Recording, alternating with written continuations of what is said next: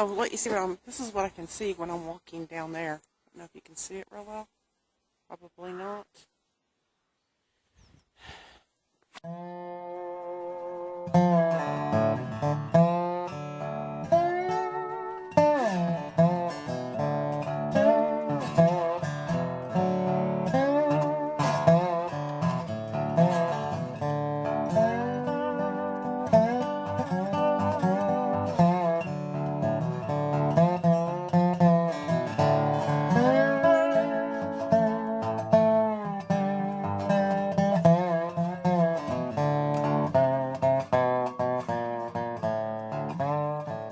Anyhow,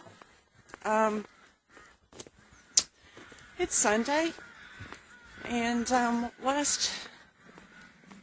when I posted the video, got Head Scabs, it was discussing chemtrails and how after it rains,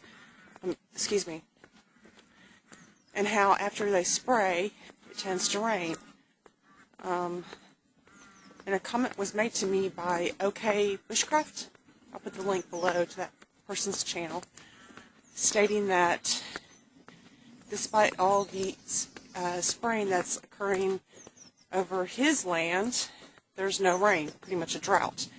And I got to thinking about my friend in California, Cheryl, and how her place has been through a drought last year, and also about two locations I lived in, Dallas, and visiting a relative on the East Coast, and where even though they were sprayed all the time, it didn't rain. So I started to wonder if there was a difference, if perhaps the location of spraying and where it landed played an effect.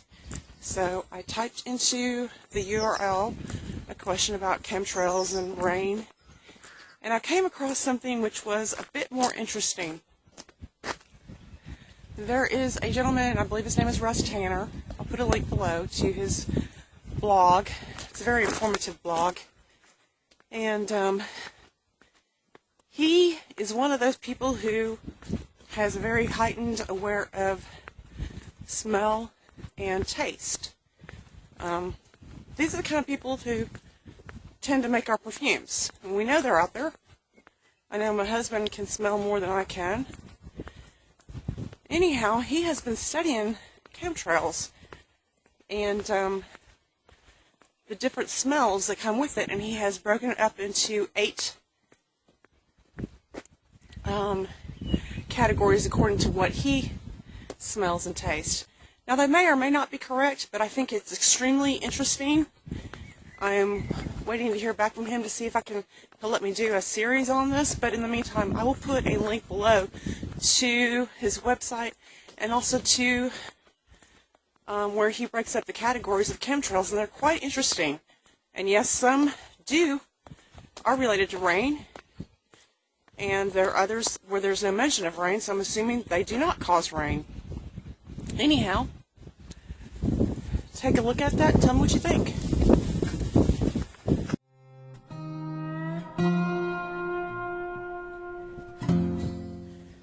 We've got chard, we've got beetroot, and over here is going to be the broad beans.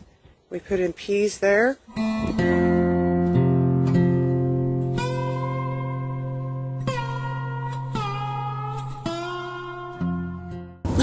Good morning, today is Tuesday.